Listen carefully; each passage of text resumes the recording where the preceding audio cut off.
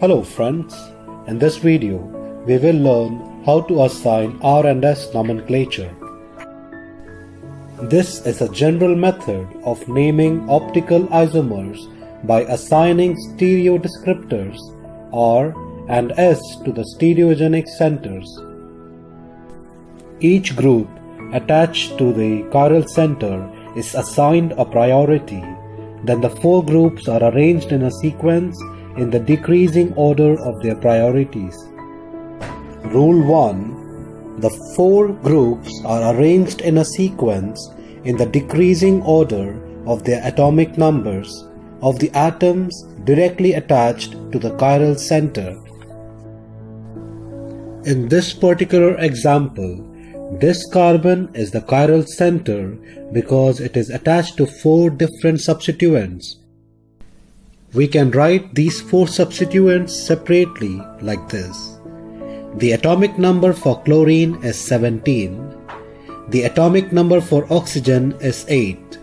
We are checking the atomic number for oxygen only because in this example, oxygen is attached to the chiral center.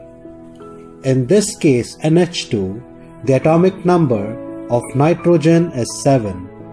The atomic number of carbon is 6. Therefore, chlorine gets the highest priority because it is having the highest atomic number, followed by oxygen with 8, followed by nitrogen with 7, and followed by carbon as 6. Rule 2. If two isotopes are attached to the chiral center, the priorities are assigned to them in the decreasing order of their mass number. In this particular example, carbon is the chiral center as it is attached to four different substituents. We are going to write these four substituents here like this. Then we can write the atomic numbers for each of these substituents. The atomic number for oxygen is 8. We are considering oxygen in this case because oxygen is attached to the chiral center. The atomic number for carbon is 6.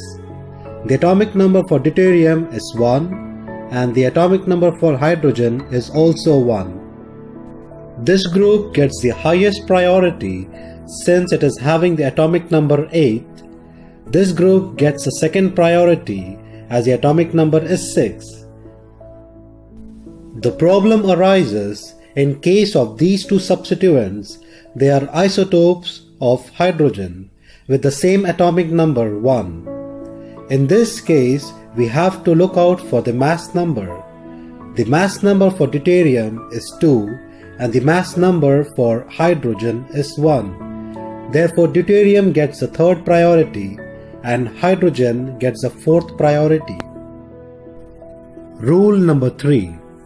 If two atoms directly attached to the chiral center are the same, the correct sequence is found by comparing the sum of the atomic numbers of the next set of atoms attached to those atoms. For example, in this case, this carbon is the chiral center because it is attached to four different substituents. These substituents can be written here separately like this. The atomic number of oxygen is 8. In this case, the carbon is attached to the chiral center and therefore we have to look for the atomic number of this carbon, which is 6. Even in this example, we have to take the atomic number for carbon since it is attached to the chiral center. Again it is 6. The atomic number for hydrogen is 1. There is a competition between these two substituents. To resolve this matter, let us consider CH2Cl first. It can be written like this. We have to take the sum of atomic number of the next set, which means all of these three substituents which is attached to the carbon. This hydrogen has one atomic number. This hydrogen again has the atomic number 1. This chlorine has the atomic number 17. When we add them, it is equal to 19. Next, let us consider this substituent CH2OH. When it opens up, it looks like this. This carbon is attached to 2 hydrogen and 1 oxygen. The sum of the atomic number of the next set in this case will be 1 for this hydrogen. The atomic number for this hydrogen is 1. The atomic number for this oxygen is 8, which sums up to 10, which we will write it here. Since this number 19 is greater in the value, therefore CH2Cl gets the higher priority than CH3OH. Therefore OH gets the highest priority, CH2Cl gets the second priority, CH2OH gets the third priority, and hydrogen gets the fourth priority. If an atom is attached to a multiple bond, then it is taken as if it is attached to an equal number of the atom by single bonds. Thus, in this case of double bond, the atoms are considered to be doubled, and for triple bond, they are considered to be tripled. For example, in this case, carbon is doubly bonded to oxygen. When we open this double bond, this carbon is attached to oxygen since it was attached to oxygen here, and this oxygen is given as attached to this carbon since this oxygen was attached to this carbon.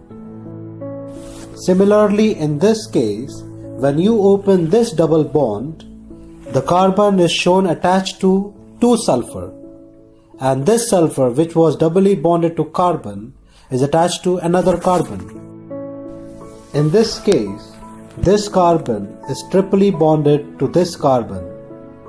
When we are going to open up this triple bond, this carbon is shown attached to 3 different carbons. After opening up the positions, you can assign the priority.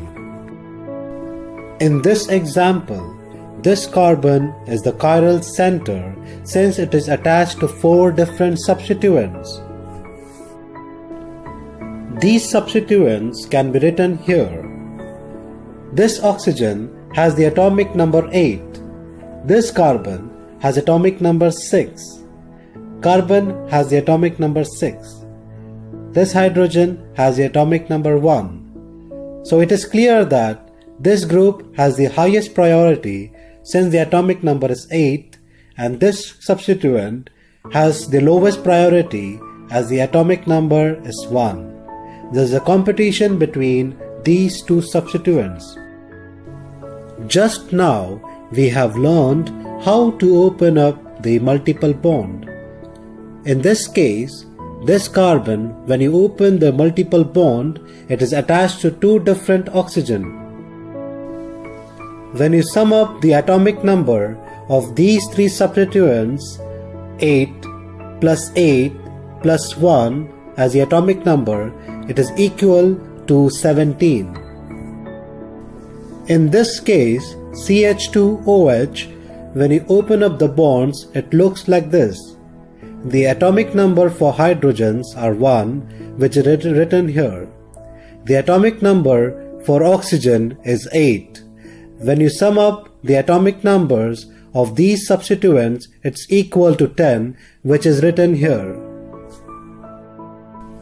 Since this number is greater, this group gets the higher priority than this group.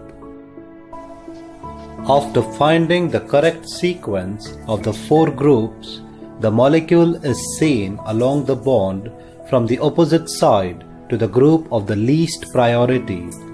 Then the remaining 3 groups will be facing us.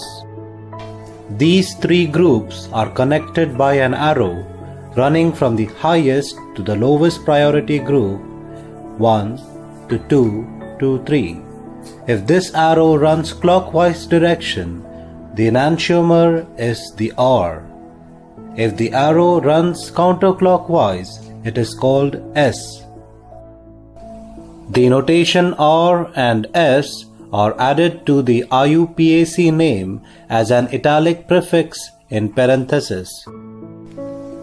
In this example, chlorine is the highest priority group, second is this group, and third is this group, and the fourth is here.